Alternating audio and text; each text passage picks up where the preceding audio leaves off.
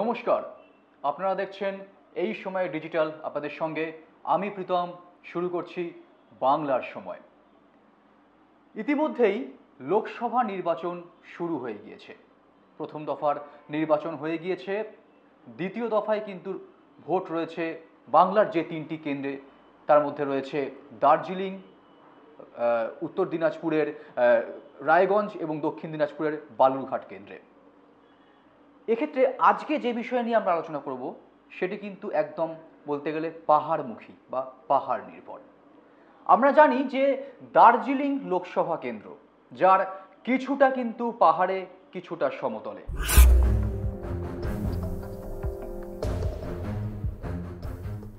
একবার প্রথমেই দার্জিলিং লোকসভা কেন্দ্র দিয়ে নজর রাখা যাক যেটি কোন কোন বিধানসভা নিয়ে গঠিত। এই দার্জিলিং লোকসভা, দার্জিলিং লোকসভায় রয়েছে 7টি বিধানসভা, যার মধ্যে রয়েছে কালিম্পং, দার্জিলিং, কার্শিয়াং, মাটিগাড়া, নকশালবাড়ি, শিলিগুড়ি, ফাঁসিদেওয়া এবং চোপড়া।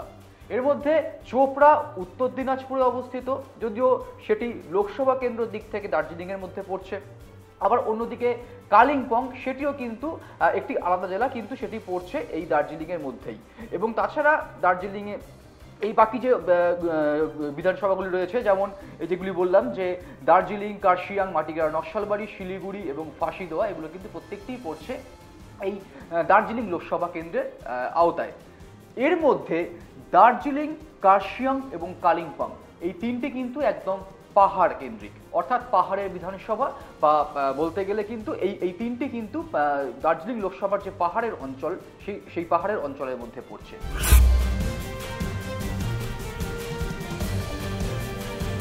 আমরা জানি যে আমরা দেখে এসেছি যে পাহাড়ের রাজনীতির মধ্যে একটা সবসময় যেরকম যেভাবে পাহাড়ের গা দিয়ে যেরকম রাস্তা পাক খেয়ে খেয়ে ওপরের দিকে ওঠে, ঠিক তেমনই কিন্তু এই পাহাড়ের রাজনীতি কিন্তু বেশ জটিল এবং বেশ বলতে গেলে কিন্তু মানে সবসময় একটা উত্থান পতন লেগেই থাকে। আমরা জানি যে কখনো পাহাড়ে বিভিন্ন নেতাদের মধ্যে কখনো তাদের মধ্যে দল বদলের বিষয় দেখা গিয়েছে, সেখান থেকে আবার দল ভেঙে অন্য দল তৈরি তেমনও দেখা গিয়েছে।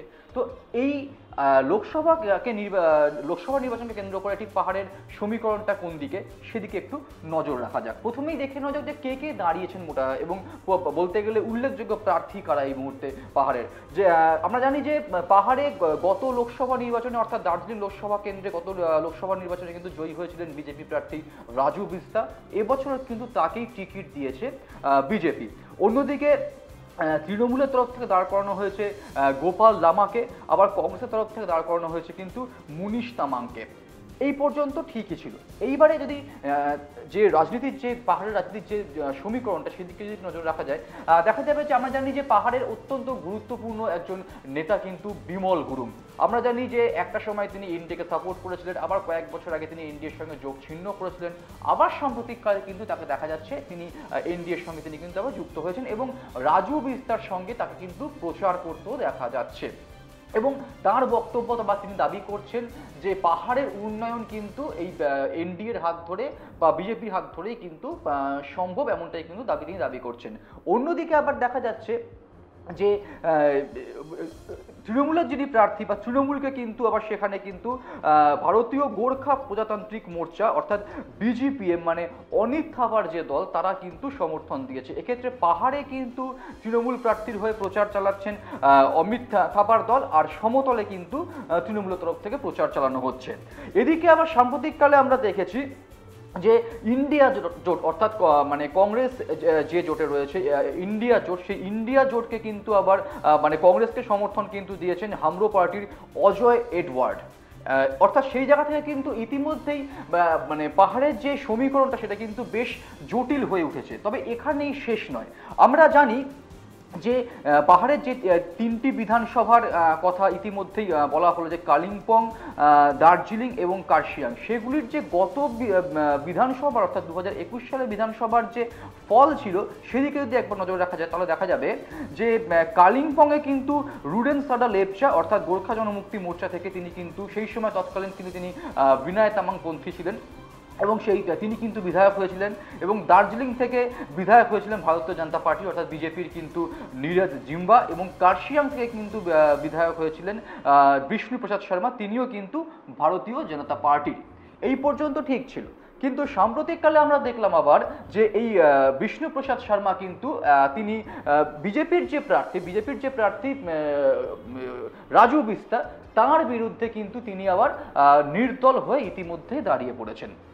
এবার সেই জায়গা থেকে সেই সমীকরণটা আরো জটিল হয়ে উঠেছে, অর্থাৎ মানে তিনি তার প্রার্থী পছন্দ নয় বা এই সমস্ত বিষয় কিন্তু তিনি দেখিয়েছেন, এবং সেই জায়গা থেকে তিনি কিন্তু বা মানে তার একটা বলতে গেলে মানে রাজু বিস্তার বিরুদ্ধে তিনি দাঁড়িয়েছেন। সেই জায়গা থেকে রাজনৈতিক পর্যবেক্ষকদের একাংশ মনে করছে যে অবশ্যই বিমল গুরুং যেমন একদিক থেকে সাপোর্ট দিয়েছেন রাজু বিস্তাকে, অর্থাৎ সেই জায়গা থেকে সেটা যেমন পাহাড়ের রাজনীতিতে একটা বিশেষ তাৎপর্যপূর্ণ। কারণ একটা কথা ঠিক যে মানে বিপক্ষ অর্থাৎ বিমল গুরুংয়ের প্রতিপক্ষরা কিন্তু প্রকাশ্যে বিমল গুরুংকে সেভাবে খুব একটা গুরুত্ব না দিলেও রাজনৈতিক মহলের একাংশ কিন্তু মনে করছেন যে প্রকাশ্যে গুরুত্ব না দিলেও তার যে উপস্থিতি অর্থাৎ তাকে কিন্তু মানে বিমল গুরুংকে কিন্তু উপেক্ষা করা যাবে না, পাহাড়ের বুকে কিন্তু বিমল গুরুংকে কোনোভাবেই উপেক্ষা করা যাবে না। এহেন বিমল গুরুং কিন্তু যখন সাপোর্ট দিয়েছেন বা সমর্থন দিয়েছেন রাজু বিস্তাকে, সেই জায়গায় কিন্তু এই বিষ্ণুপ্রসাদ শর্মা তিনি ভারতীয় জনতা পার্টিরই বিধায়ক, এবং সেই জায়গা থেকে তিনি যখন মানে গত 2021 সালে তিনি বিজেপির হয়েই জয়লাভ করেছিলেন, তিনি যখন আবার এই রাজু বিস্তার এগেনস্টে গিয়ে দাঁড়াচ্ছেন নির্দল প্রার্থী হয়ে, সেটা কিন্তু বেশ তাৎপর্যপূর্ণ বলেই কিন্তু মনে করা হচ্ছে।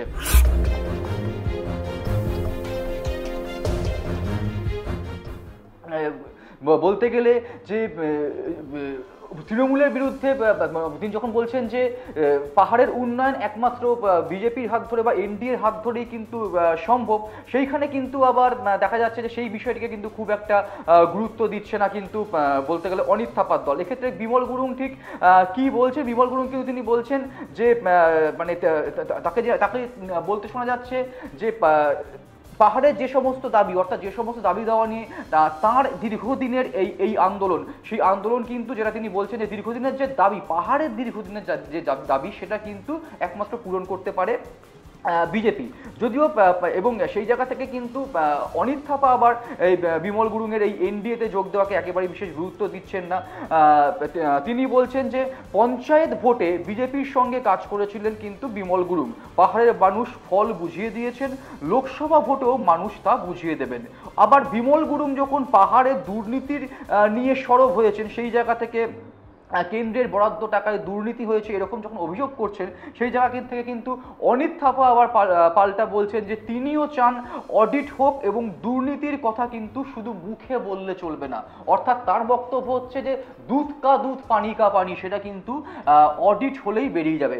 এদিকে আবার এই বিমল গুরুং যে সাপোর্ট করেছেন সেটা নিয়ে কিন্তু আবার তৃণমূলও বিশেষ খুব একটা গুরুত্ব দিচ্ছেন না। সেই জায়গাতে কিন্তু দার্জিলিং জেলা তৃণমূলের যিনি সভানেত্রী পাপিয়া ঘোষ, তিনি কিন্তু কিছুদিন আগেই বলেছেন যে সমতলে আমরা প্রার্থী গোপাল লামার হয়ে প্রচার করছি, পাহাড়ে কিন্তু বিজেপিএম প্রার্থীর হয়ে প্রচার চালাচ্ছে, দলও প্রচার করছে।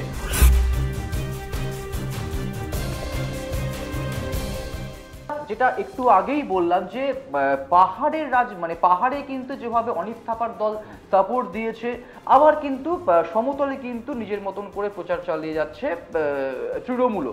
অতএব সেই জায়গা থেকে কিন্তু একটা বিষয় যে পাহাড়ের যে জমি, আমরা এটা অবশ্যই মাথায় রাখতে হবে, বিগত কিন্তু সেই বলতে গেলে 2009 সাল, 2014 সাল এবং 2019 সাল, এই পরপর তিনবারেই কিন্তু পাহাড় কিন্তু অর্থাৎ দার্জিলিং লোকসভা কেন্দ্র কিন্তু নিজেদের দখলেই রেখেছে বলতে গেলে বিজেপি।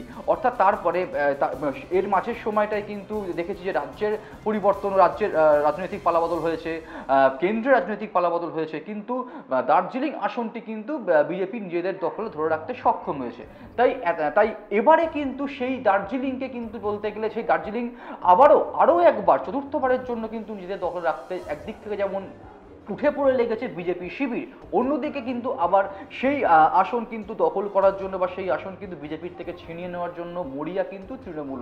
অন্যদিকে এই পরিস্থিতিতে কিন্তু আবার পাহাড়ে একটা বিশেষ প্রভাব রয়েছে। আমরা যেটা জানি যে অজয় ওয়েডওয়ার্ডের অর্থাৎ হামরো পার্টির যিনি প্রতিষ্ঠাতা তার একটা বিশেষ প্রভাব রয়েছে। তিনি কিন্তু আবার এই মুহূর্তে কংগ্রেসকে সাপোর্ট করেছেন বা ইন্ডিয়া জোটকে সাপোর্ট করেছেন এবং সেখানে কিন্তু কংগ্রেস প্রার্থী দিয়েছে। আবার দেখা যাচ্ছে যে যেটা একটু আগেই বললাম যে বিনয় তামাং তিনি কংগ্রেসে যোগদান করেছেন, কিন্তু তাকে কিন্তু কংগ্রেস প্রার্থীর হয়ে কিন্তু সেভাবে প্রচারে দেখা যাচ্ছে না।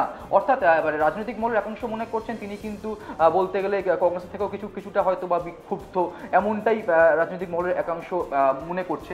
সেই জায়গা থেকে কিন্তু যেটা বলার যে এই পরিস্থিতিতে পাহাড়ের রাজনীতি বা পাহাড়ের সমীকরণ ঠিক কোন দিকে যায় তার জন্য কিন্তু আমাদের যে ভোটের যে ফলাফল সেই পর্যন্ত অপেক্ষা করতে হবে এবং দেখতে হবে যে যে দ্বিতীয় দফায় যে নির্বাচন মানে দ্বিতীয় দফার যে যখন যে ভোট গ্রহণ পর্ব হচ্ছে সেখানে পাহাড়ের মানুষ বা বলতে গেলে পাহাড়ের মানুষ এবং গোটা বলতে গেলে দার্জিলিং লোকসভা কেন্দ্রের মানুষ কোন প্রার্থীকে তাদের আশীর্বাদ, তাদের দুহাত ভরে তাদের আশীর্বাদ দেন এবং তার সেই ফলাফল কিন্তু দেখা যাবে ভোটের যেদিনকে ফল প্রকাশ অর্থাৎ 4 জুন। এবং ততক্ষণ পর্যন্ত আমাদের অপেক্ষা করতে হবে এবং অন্যান্য সমস্ত খবরের জন্য কিন্তু আপনাদেরকে চোখ রাখতে হবে এবং কিন্তু অবশ্যই সঙ্গে থাকতে হবে এই সময় ডিজিটালের, এবং অন্যান্য সমস্ত ভিডিওর জন্য কিন্তু আপনাদেরকে দেখতে হবে টাইমস এক্সপি বাংলা।